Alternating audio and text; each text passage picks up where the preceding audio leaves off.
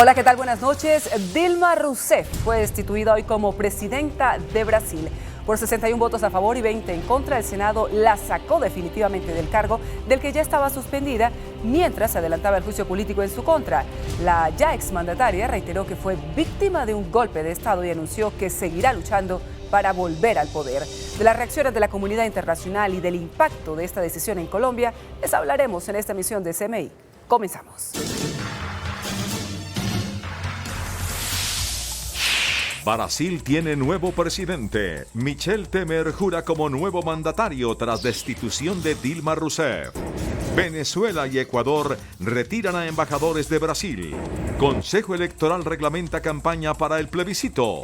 Expresidente Pastrana pide a conservadores votar no al plebiscito. Investigan autoría de petardos instalados en sedes bancarias de Bogotá. Sube el desempleo, llega al 9.8% en julio.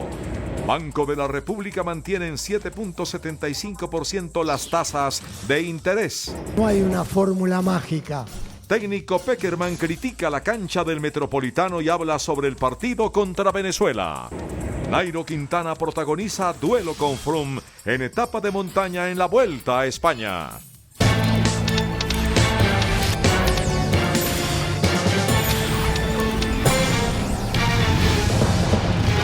Como se esperaba, Dilma Rousseff dejó desde hoy de manera definitiva su cargo como presidenta de Brasil y ahora tendrá un mes para abandonar su residencia oficial. Esta fue la decisión que por 61 votos a favor y 20 en contra tomó el Senado de ese país, que adelantó un juicio político en su contra tras ser acusada de maquillar las cuentas públicas. Rousseff, que mantuvo, eso sí, sus derechos políticos, prometió que volverá.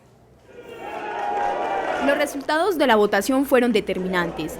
El mandato de Dilma Rousseff se acabó, luego que 61 senadores avalaran su destitución. Ficando assim acusada, condenada à perda do cargo de presidente da República Federativa do Brasil. Em votação subsequente, o Senado Federal decidiu afastar a pena de inhabilitação para o exercício de cargo público. Es el fin de la primera mujer que logró llegar a la presidencia de Brasil. Con nostalgia pronunció un breve discurso y aseguró que se mantendrá firme, que volverá porque este no es el fin de su historia. Eles pensam que nos venceram, mas estão enganados. Sei que todos nós vamos lutar. Haverá contra eles a mais firme, cansável e enérgica oposição que governo golpista pode sofrer. Tras la destitución de Dilma Rousseff, Michel Temer acudió al Congreso para asumir la presidencia hasta el 1 de enero de 2019. Prometo manter, defender e cumprir a Constituição, observar as leis, promover o bem geral do povo brasileiro. Temer recibe un país dividido políticamente, con una sociedad que desafía a sus gobernantes con movimientos civiles y con la mayor recesión económica de las últimas décadas. Como era de esperarse, la destitución de la presidenta Dilma Rousseff produjo reacciones en la región de América Latina. Los presidentes de Venezuela, Nicolás Maduro, y de Ecuador, Rafael Correa, ordenaron el retiro inmediato de sus embajadores en Brasilia y congelaron las relaciones diplomáticas con el gigante suramericano. A través de un comunicado, la Cancillería venezolana condenó la decisión del Senado brasileño y la tildó de golpe de Estado parlamentario contra Dilma Rousseff. Venezuela ha decidido retirar definitivamente a su embajador en la República Federativa de Brasil y congelar las relaciones políticas y diplomáticas con el gobierno surgido de este golpe parlamentario. Por su parte, el presidente ecuatoriano Rafael Correa rechazó a través de su cuenta de Twitter la salida del poder de la primera presidenta brasileña. Destituyeron a Dilma, una apología al abuso y a la traición. Retiraremos nuestro encargado de la embajada. Jamás contestaremos estas prácticas que nos recuerdan las horas más oscuras de nuestra América. El gobierno del presidente Daniel Ortega de Nicaragua también expresó su malestar tras conocerse la noticia. Contrario a esto, Estados Unidos y Argentina manifestaron que respetan el proceso institucional de Brasil. Entre tanto, el presidente de la Asociación Nacional de Empresarios, Bruce McMaster, afirmó que la destitución de Dilma Rousseff de la presidencia de Brasil no tiene efectos inmediatos sobre la economía colombiana, pero advirtió que sí despeja el panorama en América Latina. El sector empresarial colombiano no observa riesgos ni efectos negativos con la destitución de la presidenta de Brasil tras decisión del Congreso de ese país. De acuerdo con la ANDI, los negocios con dicho país son directos. El mercado financiero ya esperaba la decisión, lo cual no generó traumatismos para los inversionistas a una situación que ya se esperaba. No, yo diría que de alguna forma, digamos, toda la turbulencia que se produjo en Latinoamérica en el momento en que se iniciaron las investigaciones, pues ya de alguna forma ha sido aclarada. Yo diría que los mercados ya tenían descontada esa turbulencia. Yo diría que por el contrario, seguramente los mercados lo que van a encontrarse es una situación de mayor estabilidad y de mayor certidumbre. El dirigente gremial afirmó que políticamente sí se aclara un panorama para la región. Se aclara el panorama. Bueno, yo creo que la economía brasileña tiene muchas razones por las cuales tienen los niveles actuales, pero esperemos que esto ayude a que se recupere. Cabe notar que las relaciones entre Colombia y Brasil comercialmente son bajas. En noticias del país, la Fiscalía y la Registraduría anunciaron un plan de choque para contrarrestar los delitos electorales o casos de corrupción con miras al plebiscito. Para la recepción de las denuncias fueron habilitadas varias líneas telefónicas y la página web del ente investigador. La Fiscalía y la Registraduría aseguraron que el proceso plebiscitario será transparente gracias a las medidas que se adoptarán entre los diferentes organismos de control. Estamos organizando toda la infraestructura para dotar de transparencia. La Fiscalía General habilitó la página web para recibir todo tipo de denuncias. Y de esta manera el ciudadano podrá, sin tener que concurrir a los centros habituales de denuncia de la Fiscalía General de la Nación, podrá advertir de los delitos y podrá formalizar las denuncias correspondientes. Advirtió que servidores públicos pueden ser investigados. No hagan un uso indebido o de apropiación de los bienes públicos, en cuyo caso se podría cometer específicamente un peculado. Por ahora se descartan presiones de grupos armados ilegales. Por su parte, el Consejo Electoral reglamentó el plebiscito para la paz, decretando la libertad para la conformación de los comités que promuevan el sí o el no, y fijó además un tope a los gastos en que pueden incurrir quienes patrocinen cualquiera de las dos posiciones ante la consulta. El Consejo Nacional Electoral dictó hoy la reglamentación con la cual se desarrollará el plebiscito del 2 de octubre, durante el cual los colombianos anunciarán si apoyan o no los acuerdos de terminación del conflicto con las FARC. El Consejo Nacional Electoral determinó que habrá libertad de comités de campaña. En ese orden de ideas no existirá una sola campaña por el sí o por el no desde el punto de vista del comité promotor, sino podrán haber varios comités promotores o varios comités de campaña. Esto con el objetivo de que el mecanismo sea plural, que sea participativo. El Consejo Electoral no autorizó la inscripción de cédulas. Los colombianos en el exterior podrán votar por el plebiscito por la paz y las encuestas solo se podrán publicar hasta el martes anterior al 2 de octubre. Además, el Consejo Electoral anunció que invitará a organismos internacionales para que observen la legitimidad del desarrollo del plebiscito. El presidente Juan Manuel Santos advirtió que la pregunta del plebiscito no induce a la votación de los colombianos. Señaló también que la redactó de la manera que le ordenó la Corte Constitucional.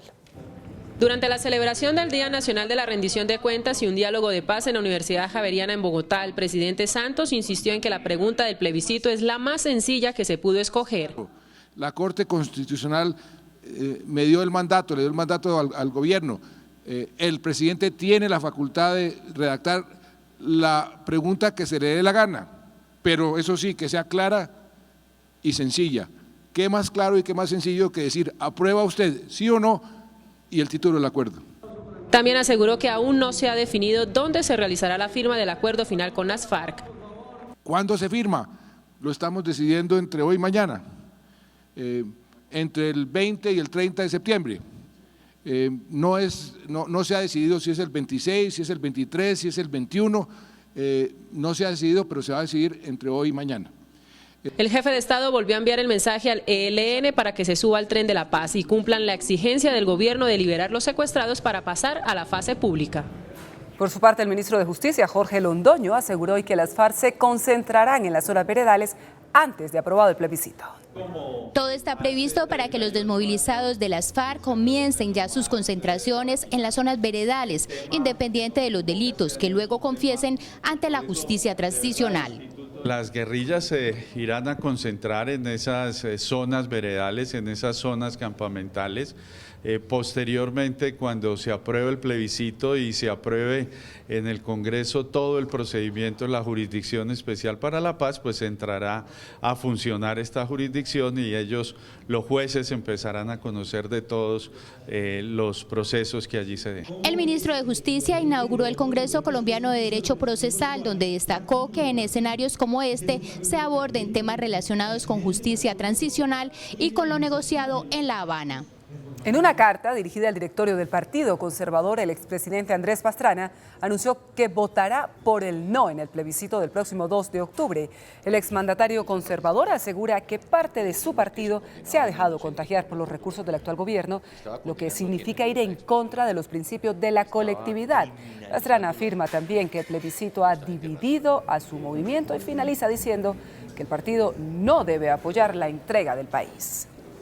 La Fiscalía resolvió la situación jurídica de 12 exfuncionarios del DAS y los llamó a juicio por el escándalo de las chozadas y por el seguimiento ilegal a periodistas, magistrados y dirigentes políticos. Todo esto en unos hechos ocurridos entre los años 2003 y 2005.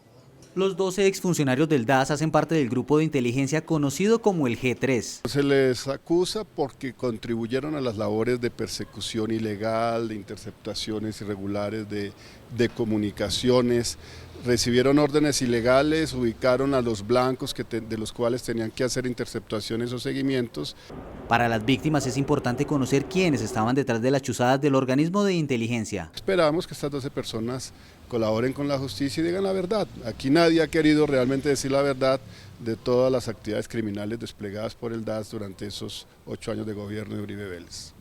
Los implicados tendrán que responder como presuntos responsables por los delitos de concierto para delinquir en relación con violación ilícita de comunicaciones, utilización ilícita de equipos de transmisión y recepción y abuso de autoridad.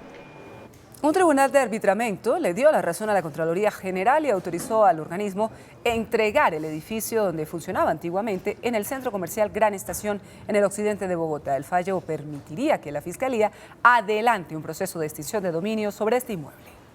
El Tribunal de Arbitramiento declaró nula la cláusula declarada por valor de 30.000 millones de pesos si la Contraloría no permanecía en las instalaciones arrendadas por un término de 10 años. La Contraloría cumplió debidamente el contrato de arrendamiento. Además advierte que la firma Proyectos y Desarrollos debe recibir el edificio con todos los muebles y demás enseres tal y como se encuentran actualmente. Recibir sin dilación alguna y en el estado en que se encuentra el edificio arrendado, sin derecho a reconocimiento alguno por no haberse prorrogado el contrato. En el fallo también se sanciona a la Contraloría General con la suma de 9.000 millones de pesos por los daños ocasionados al arrendatario. Sin embargo, el organismo de control evaluará las medidas legales que resulten procedentes, mientras que la Fiscalía podrá adelantar un proceso de extinción de dominio sobre el inmueble dentro de una investigación penal contra el empresario Alberto Arosh Mugravi.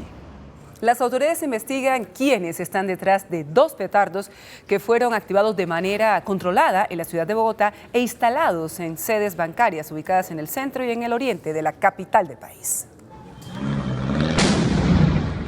El primer paquete cargado con explosivos fue dejado en la calle 80 con carrera 78 frente a una de las sedes del Banco de Bogotá, donde las autoridades hallaron una cartulina negra, una botella con cables que simulaba un dispositivo explosivo y un mensaje que decía Movimiento Revolucionario del Pueblo, ni Santos ni Uribe, el mismo hallado en los explosivos detonados la semana pasada en 2 EPS. Al noroccidente de Bogotá, en el Parkway, fue detonado de manera controlada otro paquete explosivo que fue hallado por uno de los empleados de Bancolombia de la calle 39 con carrera 24 cerca del Consejo de Bogotá. Las detonaciones no dejaron personas heridas, aunque sí mínimas afectaciones en las edificaciones.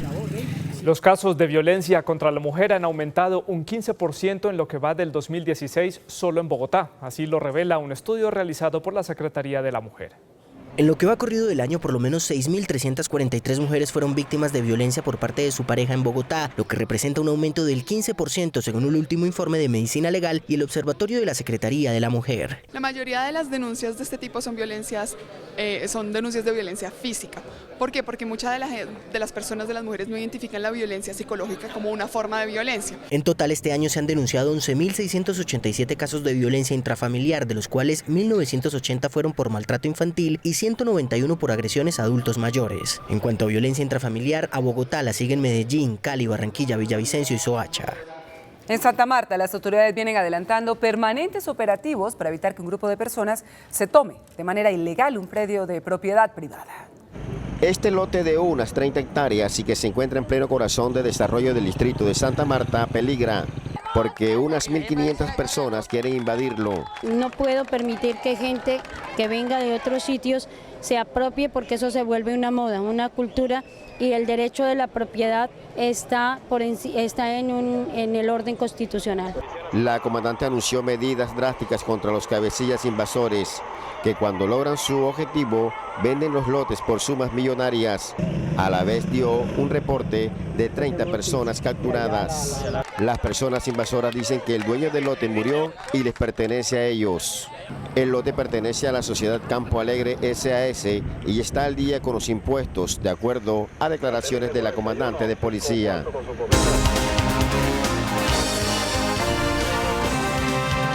Se dispara el desempleo en el país. Según el DANE, la tasa de desocupación se ubicó en el 9.8% al cierre del mes de julio. El desempleo en Colombia subió en julio de 8,8% a 9,8% de acuerdo con cifras del DANE, que atribuyó el aumento al pasado paro camionero que afectó varios sectores de la producción nacional. La población desocupada subió a 2.370.000 en dicho periodo. El paro de transporte incidió en la generación de empleo del sector, en particular en los centros poblados y rural disperso. Hay que decir que solo 6 ciudades de las 23 analizadas por el DANE están en el dígito, mientras las otras ya superaron el 10%. La Junta Directiva del Banco de la República mantuvo en 7,75% las tasas de interés. La decisión se adoptó por 6 votos contra 1. Tras la disminución de las expectativas de inflación para los próximos meses, la Junta Directiva del Banco de la República decidió hacer una pausa en materia de tasas de interés, manteniéndolas en 7,75%. Se espera una caída en los precios de los alimentos para el segundo semestre. Los siguientes meses, la normalización del clima y de la oferta agrícola debe generar caídas en los precios de los alimentos, especialmente de los perecederos. La Junta del Emisor atendió la advertencia del gobierno y los gremios sobre los impactos para el crecimiento de la economía. Por eso el hecho de que hoy no se haya aumentado la tasa de interés es una noticia tan positiva, es muy importante, porque quiere decir que ya por esa vía no se sigue enfriando la economía. Se espera una menor dinámica externa ante la disminución de la demanda mundial. Un juez de Cali condenó a Colpatria a pagar 2.500 millones de pesos a un grupo de ahorradores que fueron estafados por una funcionaria de esa entidad. El millonario robo se presentó en el Banco Colpatria, sucursal calle Primera con carrera 41 al norte de Cali. Según la sentencia de la juez 12, la entonces gerente de la entidad, identificada como Alejandra Orozco, robó más de 1.800 millones de pesos a los clientes que llegaban a abrir un CDT entre los años 2011 a 2013. La mujer los atendía en la oficina de la gerencia y personalmente recibía el dinero. Ahí se entregaba el dinero y ella entregaba los soportes de CDT. Eran realizados absolutamente dentro de las instalaciones bancarias. La juez ordena al Banco Colpatria y a Luis Santiago Perdomo Maldonado, gerente nacional de la entidad, reparar a las víctimas del robo, más de 2.500 millones de pesos con la indemnización. En la audiencia, el gerente del banco se defendió aduciendo que no conocía cuáles eran los controles respecto a los dineros que ingresaban para abrir un CDT y que le resultaba imposible controlar lo que sucede en todas las oficinas del banco en el país. CMI buscó a las directivas del banco en Cali, pero no respondieron. Colpatria, por su parte, apeló la decisión de la juez. Y el precio del dólar sigue subiendo, no para. Indicadores económicos del día en CMI. La tasa representativa del mercado que regirá para mañana jueves será de 2.956 pesos con 53 centavos. Los profesionales del cambio compran la divisa en 2.770 pesos y la venden en 2.810 pesos. Un euro cuesta 3.278 pesos con 30 centavos. La libra de café en Nueva York se cotizó a $1 con 47 centavos. El azúcar se transó en 20,05 centavos de dólar la libra. El barril de petróleo WTI se cotizó en $44 con 83 centavos. Una acción de Ecopetrol cuesta 1.320 pesos. El índice de capitalización de la Bolsa de Valores de Colombia subió 0,46% a 1.380 puntos. La acción de Promigas fue la que más subió con una valorización de 6,38% a 5.000 pesos. La acción de Mineros fue la que más cayó con una pérdida de 3,49% a 2.350 pesos. A continuación, CMI en línea con Paula Viloria. Si usted no ha registrado su celular, en el siguiente informe les explicamos cuáles son las 3 maneras que tiene para hacerlo. En su teléfono marque asterisco numeral 06 numeral y tome nota del código que aparecerá en la pantalla. Este es el código email. un número que tiene cada teléfono único como su número de cédula. Teniendo este dato, podrá llamar a su operador, acercarse a alguna de sus oficinas o hacerlo vía web. Para hacerlo de esta última forma, vaya a www.nomascelusrobados.com, elija su operador y siga las instrucciones. De esta manera, en caso de robo o pérdida, podrá darlo a su operador para que bloquee el dispositivo y dificultar que sea comercializado en el mercado negro dentro o fuera del país. ¡Feliz noche! Muchas gracias por haber estado con nosotros. Hasta aquí las noticias a las 8:30. Mucha información internacional. Santi. Mucha información, los espero con las claves. Si usted no entiende qué es lo que va a pasar mañana en Venezuela, yo se los explico en las claves. Los espero. Feliz noche. Y a las 9:30 la edición central. Chao.